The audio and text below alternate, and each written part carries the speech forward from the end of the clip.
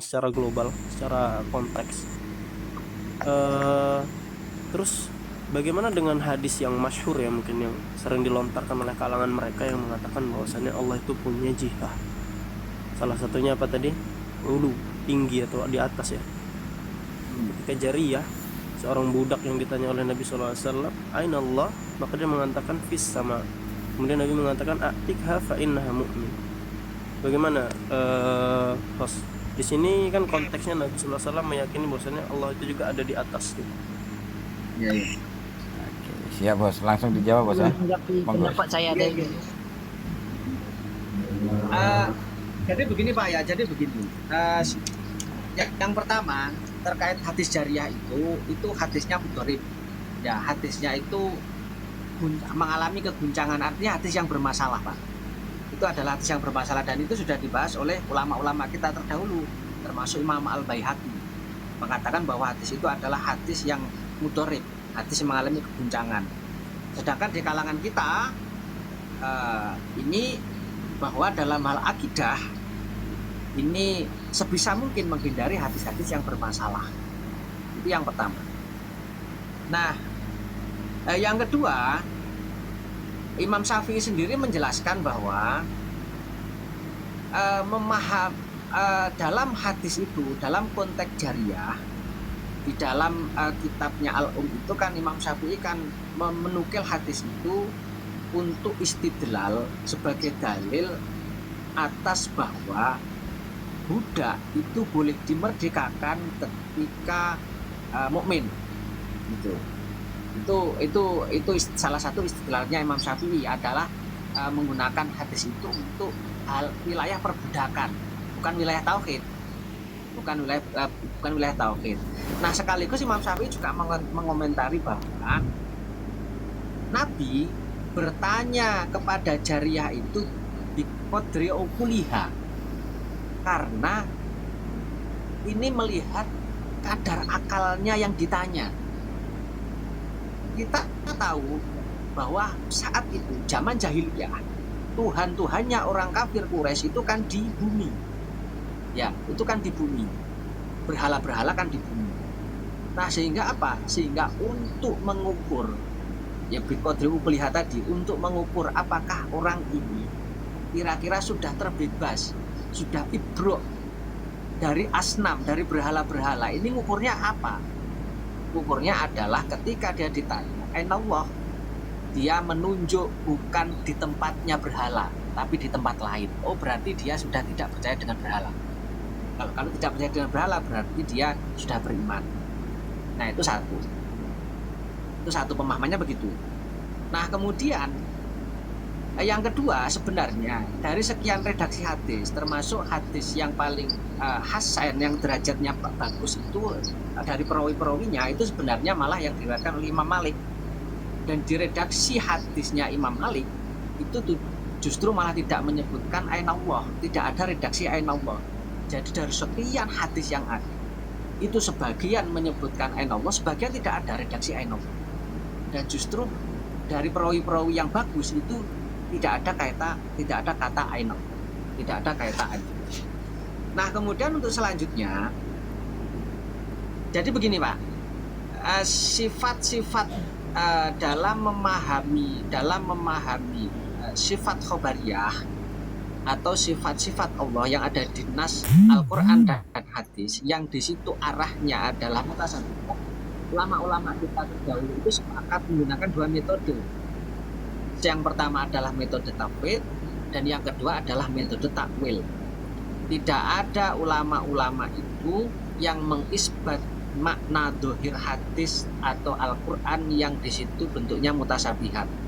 Artinya apa? Artinya hadis-hadis atau ayat-ayat yang nanti itu yuhimu, yang bisa menyeret orang kepada tajsim, pemahaman tajsim, maka ulama-ulama itu menggunakan metode yang namanya tafwid.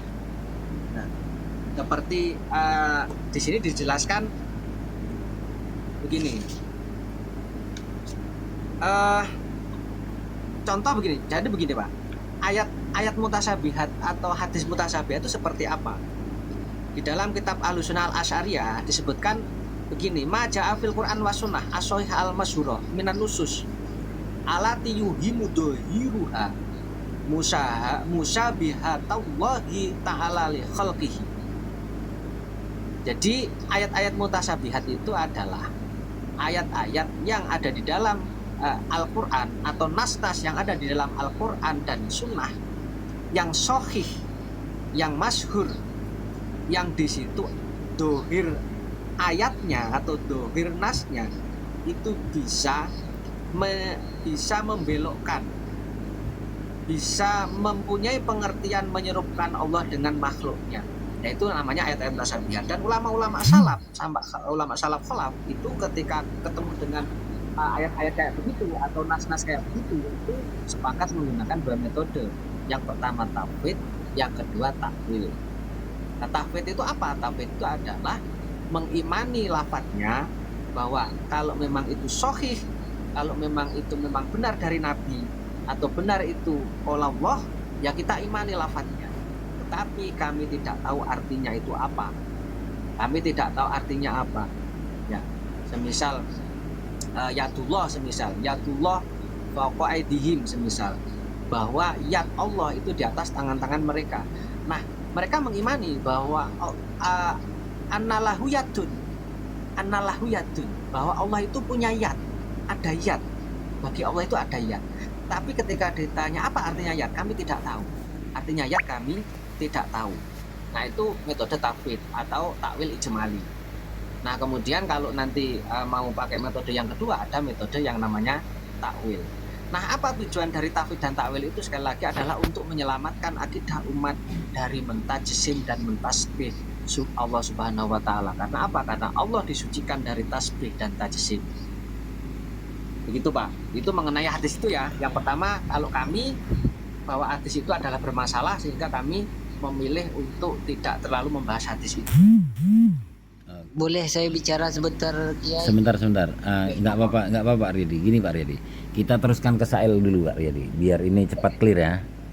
Karena membahas antara Wahbi dengan Wahbiyah belum siap lagi. Jadi begini keputusannya Pak Perahu ya, tentang hadis jariyah itu adalah pendalilan dalam ranah fikih ya, bukan dalam ranah tauhid. Jadi ulama salaf itu mengambil hadis jariyah itu bukan di ranah tauhid, dan kami jika mendapati ayat-ayat atau hadis-hadis yang mutasabihat itu lebih baik kepada tafwid ataupun takwil gitu. Monggo kalau mau ditanggapi Pak. Oke, Masya Allah, makin ini ya, makin terbuka gitu ya, jadi pandangan ke depannya gimana. Oke sih, alhamdulillah cukup segini, maksudnya dari penyampaian yang ini, yang dari tadi Ana simak juga sudah bisa memberikan pemahaman, alhamdulillah. Dan mungkin ya ini Ana mau tanya ya, mungkin apakah grup ini bakalan ini aja orangnya atau bagaimana? Enggak, grup ini terbuka kok Pak. Ada gitu. diskusi apa saja dari penonton Bukan, gitu Pak. maksudnya- Cuman kalau yang kami tekankan Pak ya, baik dari pihak Salafi atau Aswaja, tolonglah komentar itu dengan sopan gitu ya, tidak perlu mengecam-ngecam. Andainya ada pertanyaan silahkan naik saja, kami sambut dengan 10 jari tanpa ada caci maki, insya Allah itu Pak. Namun yang perlu saya tekankan, apakah Bapak sudah sepakat dengan istilah Wahbiyah dengan Wahabiyah Pak? Kalau masalah itu tadi kan belum kita bahas lagi ya, masih belum dikupas lagi tadi gara-gara terpotong sama pertanyaan Ana. Oh iya. Mungkin ini Ana mau tanya apakah ada grup gitu ya, grup-grup atau WhatsApp gitu, mungkin bisa nanti ada rujukan atau mungkin ada pertanyaan secara spesifikasi, bisa kita mungkin butuh kitab bacaan tambahan gitu. Ada Pak. Cuman gini Pak ya, di dalam grup itu kita tidak bisa kontrol karena terlalu banyak. Cuman kalau sampean mau gabung, saya pesan dulu jangan temperamen atau jangan cengeng gitu. Jadi karena cuman butuh ini banyak aja orang sebenarnya, butuh literasi gitu. Jadi kan kalau ada grup gitu mungkin Ana Siap. bisa tambah literasi gitu. Siap, di sana nanti bisa kok Pak. Ya Surya, saya mau nambahin dikit ya Surya terkait tadi ya. Ini Wahbi dengan satu Wahbiyah. saja. Imam Asyuti. Saya membaca di kitab Ad-Diba Syarah Muslim. Ya ini karangan Imam Asyuti. Beliau berkata begini. faqala laha ainallah qalat fis sama huwa min ahadis sifat. Nah, bahwa hadis ainallah yang diucapkan oleh jariyah fis sama itu adalah termasuk hadis-hadis sifat. Artinya apa? Nas-nas mutasabihat. Yufawidu maknaha wala yukhadu fihi ma tangzih au awal. Ya, bahwa jalan yang selamat yang dipakai adalah kita pertama mentafwid, yufawidu maknaha wala yukhadu. Jadi tidak usah membahas terlalu dalam terkait hadis jariyah itu. Ma tangzih bersamaan dengan kita mentanzih atau mensucikan sifat Allah dari tajin dan tasbih, atau kita mentakwil. Itu pandangan Imam As-Suyuti. Nah, kalau yang pertama, jadi ada dua pandangan Pak. Ini ada beberapa pandangan-pandangan. Ada pandangan rasional, ada tafwid, ada takwil. Jadi kalau pandangan rasional itu yang disebutkan oleh Imam Al-Baihaqi. Rasionalnya apa? Itu adalah untuk mengukur keimanan, hanya sekedar untuk mengukur keimanan si jariyah. Tidak dalam rangka untuk menunjukkan tempatnya Allah, hanya untuk mengukur keimanan sejarah. Ini yang disebutkan oleh Imam Al-Baihaqi di dalam menyimpulkan akidahnya Imam Asy-Syafi'i. Gitu. Siap. Jadi gini ya, Pak Sail ya, yang tentang Wahbi dengan Wahabiyah itu mau diklirkan atau taslim, dan untuk sampean kalau mau gabung ke grup itu nanti sampean bisa DM dengan saya atau dengan hostnya. Langsung mungkin gini. Pak, langsung DM Pak Yai Surya, Sang Surya. Sang siap, Surya siap. ya, berarti oke, Ana ikutin Sang Surya dulu. Iya. Tentang itu sudah taslim ya Pak ya? Oke, taslim. Oke, kalau taslim kita ke Pak Wahid atau Kak Mabogos. Assalamualaikum boleh Pak. saya mengapa bentar Pak? Apa itu ya? Enggak Pak, sudah cukup Pak. Karena Sailnya sudah turun Pak. Kita ke Pak Wahid dulu atau Pak Mabogos? Kalau saya masih mau bertanya